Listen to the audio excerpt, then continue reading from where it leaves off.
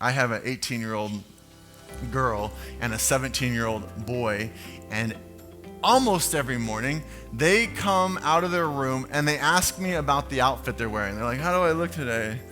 And I go, "You look fine." They're like, "Oh, you're so stupid." And they go back to their room and they change.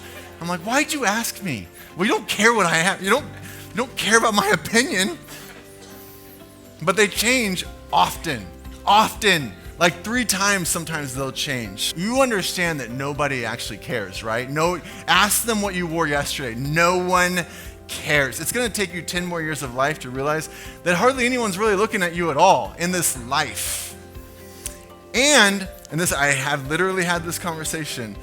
You're on the biggest mission field that you will ever be on in your entire life.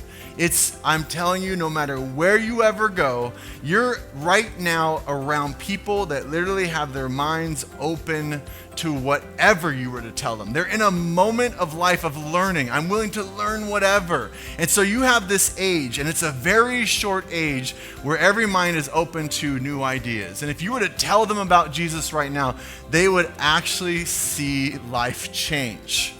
When they get out of college, that mind starts to close. If not before they're out of college, it closes, and now we are stuck with those ideas forever. We're like, I am not changing who I am. I've now created this cocoon.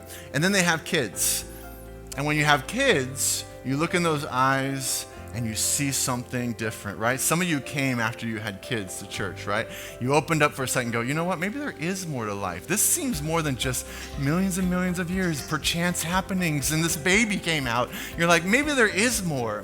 And so you come back to church or you come back to God somehow, and you're open to it again for a few years. And then it closes back down. If you didn't get in that moment, it's gonna take an act of God, some kind of usually tragic event that opens you back up to him again. That's just what I have seen. It's not everybody, but that's what I've seen. And so I go back to my kids and I go, do you realize how you have such a chance to tell people about Jesus, and you're asking me how your shirt looks? Now, I have great kids, and this really isn't about them.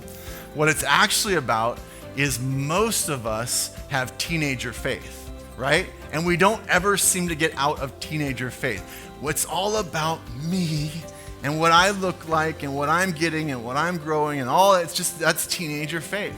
And we have to start to move beyond teenager faith and go, it's more about what I'm doing with this short time I have on this planet. And if I have to go out to my stranger and it's a little embarrassing and it's kind of hard, I'm gonna do it. Or if I'm going to go to an enemy that others are looking down on and be mocked for it, well, maybe I should do it.